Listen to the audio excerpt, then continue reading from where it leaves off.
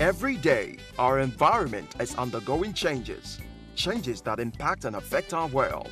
Global warming, climate change, environmental pollution and degradation, desert encroachment and flooding are daily destroying our world and making it unsafe for habitation. How do we cope with these changes? How do we improve the quality of life through our environment? These and many more environment issues will occupy us weekly on Environment Today. It's imperative that people comply with laid down environmental laws if we must enjoy the benefits of a clean and healthy environment.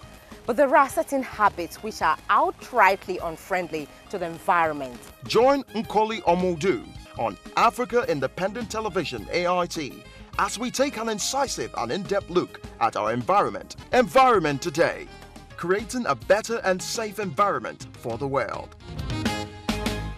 1 year after the federal government, through the Health Minister Isaac Adewale, enumerated 9 provisions of the National Tobacco Control Act for immediate implementation, not so much has been done to enforce the regulations.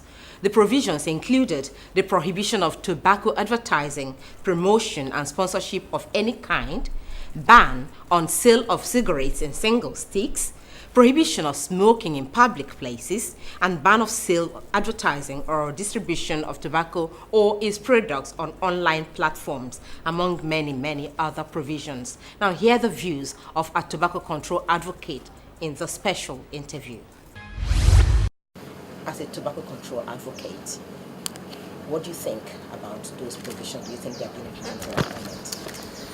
Let me say we're not satisfied with the level of enforcement. When he made that pronouncement last year, we were very excited. And not only that he made that pronouncement, we were also very excited about the actions that he took afterwards. We knew that, he did some of those necessary protocols within government, like contacting, partnering agencies, writing to the Attorney General, even writing to state governments about the need to collaborate and begin the enforcement. But it's so sad that almost a year down the road, we have not seen the kind of enforcement that we had expected from the government agencies. And that's why we're now calling on every arm of government that has to do with that law, the local government, the state government, government agencies, parastatals, the law enforcement officers to begin to act according to the law. We did a letter in December to the Minister of Finance about why even provisions of that act should now reflect in the 2018 fiscal policy. So we will continue to remind all those agencies of government that has to do with this law for them to take necessary action.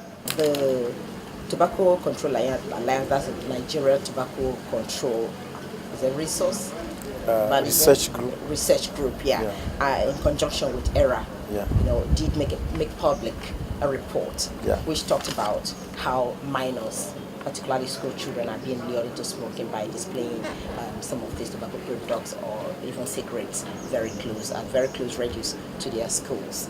What has happened since after that report? The findings were that tobacco companies are deliberately, placing products close to sweets, to pencils, to notebooks, and things that children use in school as a way of luring them and getting them attracted to tobacco products. And it was very disturbing, even for us as advocates that went out to do that survey. And we did presented it in Abuja and in Lagos.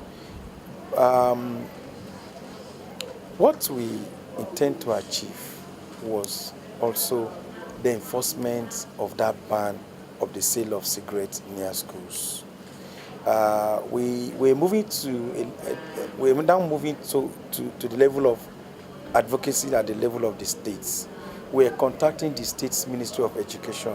We just, I think we just contacted the Ministry of Education in Lagos State.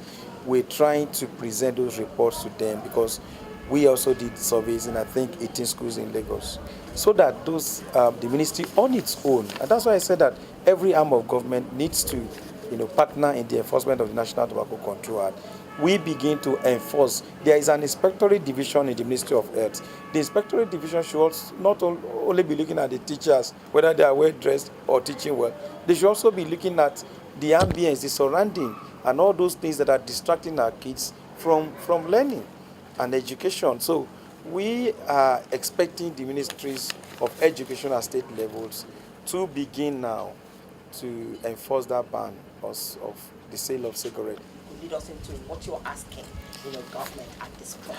I think we're at a point where enforcement of the key provisions is very important.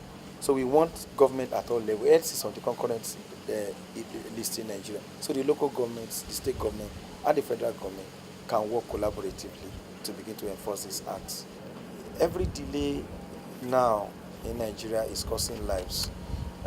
It's so sad that our country is witnessing an epidemic of cancer, of all manners of lifestyle-related diseases, and it's just the time for us to do the needful. And globally, what is the position of things at the global level now in terms of tobacco control? Tobacco control is working for countries that have surveys that have shown that countries that have enforced the key provisions of the Framework Convention on Tobacco Control, the Empower provisions as they are called, are beginning to see reduction in smoking rates in those countries. But shockingly, countries that have not done so, that have not implemented or enforced like Nigeria, are witnessing increase in smoking rates and diseases associated with smoking. That's a global narrative now, and that's why we cannot fold our arms, and we need to get our government to do what they need to do.